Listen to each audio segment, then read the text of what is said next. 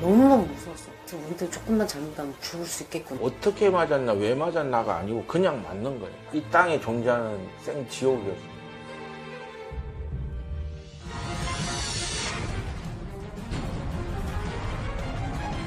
그럼 오늘 저희가 같이 짚어볼 사건이 바로 네. 그 악명 높은 부산 형제복지원 사건. 형제복지원 사건. 네.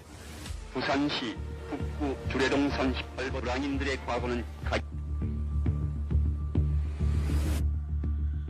충격적인 것은 일반 시민들까지 납치, 감금해서 이 시설에 가둬놓고 무수히 많은 가혹행위와 불법 행위들을 저질러야 된다는 점입니다.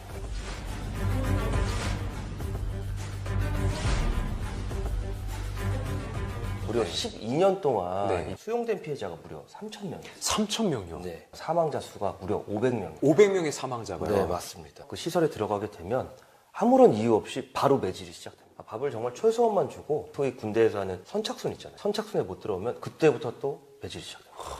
영양실조에 다 걸려서 먹을 게 없으니까 생쥐 있지 않습니까? 네. 그 생쥐를 그냥 생으로 잡아먹어요. 쥐를 먹어요? 그렇죠.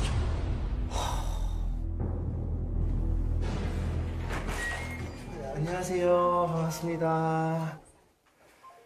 당연히 생생하죠. 그건 이길 수가 없어요. 형제복지원 앞에 딱 내리면 교도소라고 똑같다고 생각하시면 될 것 같아요.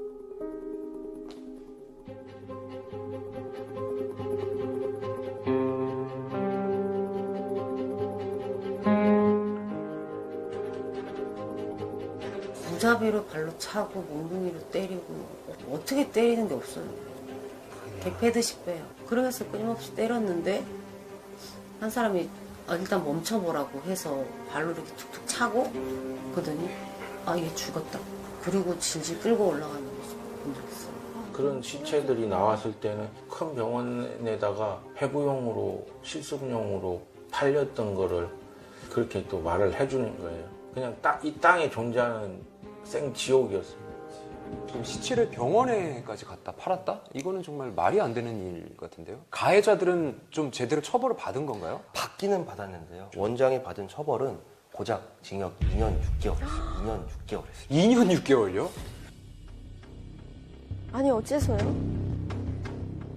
그렇게 끔찍한 일을 저지르고 2년 6개월이라뇨? 폭행치사, 특수감금, 업무상 횡령, 외환관리법 등이 기소가 됐는데 가장 죄책이 약한 업무상 횡령과 외환관리법만 유죄가 인정이 됐습니다. 기소된 부분 중에 핵심적인 죄명인 특수감금죄와 폭행치사가 무죄 판결이 선고가 된 거예요. 이게 무죄가 나왔다고요? 네. 무죄가 나오죠?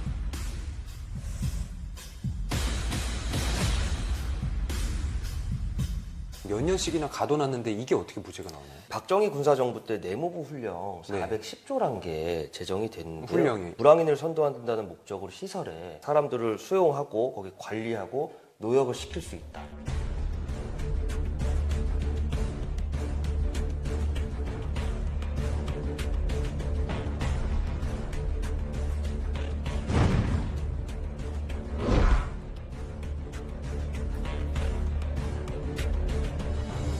말도 안 되는 게 지금으로 치면은 거의 뭐 무기징역 아닌가요? 이 정도면? 요즘 같은 경우에 살인죄가 일어났을 때 피해자가 한 명일 경우에 최대로 선고할 수 있는 양형 기준이 30년이거든요. 네. 이제 500명을 이제 사망에 이르게 했다고 하니까 그건 뭐 사실 네. 상상할 수 없는 형량이 네. 나오겠죠. 또 한 가지를 적용할 수가 있는데요. 네. 바로 범죄단체 구성죄, 일명 범단이라고 하는데 이 죄명은요 80년대에도 있었고 현재도 똑같이 존재하는 법입니다. 아, 그래요? 그리고 심지어 형량도 똑같습니다. 사형, 무기징역 또는 징역 10년 이상의.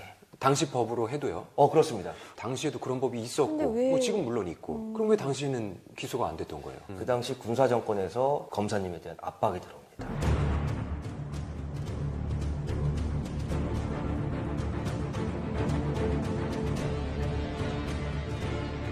지금 피해자들은 아직도 살아가면서 계속 힘들고 억울하고 너무 이거 참 안타까운 일이잖아요. 평생 가겠죠. 그렇죠. 이 많은 피해자들이 가장 힘들었던 게 네. 사회에 적응하는 것 자체라고 했다. 그러니까요. 그게 제일 문제잖아요. 그렇죠.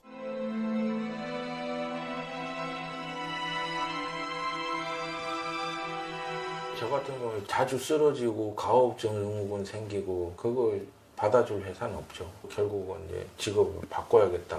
이 고객님 카드 배송원인데요. 이 사람이 나를 사람으로 보는가, 스스로 나를 낮춰서 생각하는 거, 그런 모든 게 겪었던 그런 트라우마 때문에 더 힘든 것 같아요. 단체 같은 데 집단을 좀 가기가 그래요. 자꾸 옛 생각이 나서, 옛 기억들이 나서 아직도 갇히는 걸 싫어해요. 다른 일로 힘들어졌는데 그냥 그 힘듦을 못 견디니까 이제는 솔직히 형제복지원에서 겪었던 그런 힘들로 정신적으로 살 수 있는데 그게 잘 안 돼요. 아무 생각이 안 들어요. 그냥 죽고 싶다는 생각밖에 안 들어요. 올해 5월 20일인데요. 과거사 정리 기본법 개정안이 드디어 통과가 됐습니다.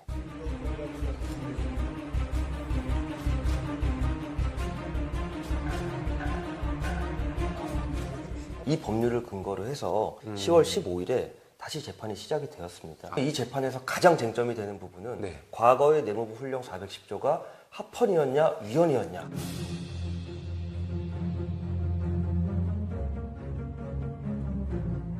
당연히 내무훈령 410조가 위헌 판결이 나면 형제복지원에 있었던 일련의 행위들은 전부 다 불법이고 네. 위헌적인 것들이 되는 것이죠. 그러면 원장의 이 특수감금 무죄 판결 났던 게 이 재판을 통해서 유죄로 바뀔 수도 있는 건가요? 그 부분이 사실은 가장 안타까운 부분인데요. 이제 이 위헌 판결을 받더라도 네. 이 원장에 대한 판결 자체가 바뀔 수는 없습니다. 안 바뀌어요? 네. 박 원장이 2016년에 사망을 했어요. 사망을 했기 때문에 기본적으로 공소권 자체가 없고 아직까지 살아있다고 하더라도 재심 판결을 하지 않는 이상 과거의 판결은 바뀌지가 않는데요. 결과가 지금 재판에 의해서 바뀔 수가 없는데 다시 재판을 하는 이유가 있나요? 가장 중요한 이유가 하나가 네. 있습니다. 네. 바로 피해자들을 구제할 수 있는 네. 길이 열리는 건데요. 위헌으로 인정된다면 네. 피해자들은 국가를 상대로 손해배상 청구를 할 수가 있죠.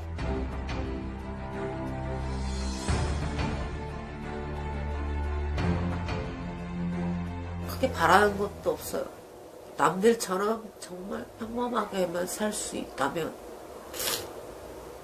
기억에서 벗어날 순 없지만 최대한 생각이 안 나게끔 평범하게 살고 싶어요. 정말. 피해자들의 마음을 추스르고 상처를 치유할 수 있는 그런 작은 계기가 됐으면 하는 바람입니다. 그 당시 형제복지원과 관련된 정말 많은 공무원들이 있었어요. 그 공무원들께 들려드리고 싶은 한 문구가 있습니다. 나는 대한민국 공무원으로서 헌법과 법령을 준수하고 국가를 수호하며 국민에 대한 봉사자로서 임무를 성실히 수행할 것을 다짐합니다. 이 말씀들을 꼭 가슴에 담아두셨으면 좋겠습니다.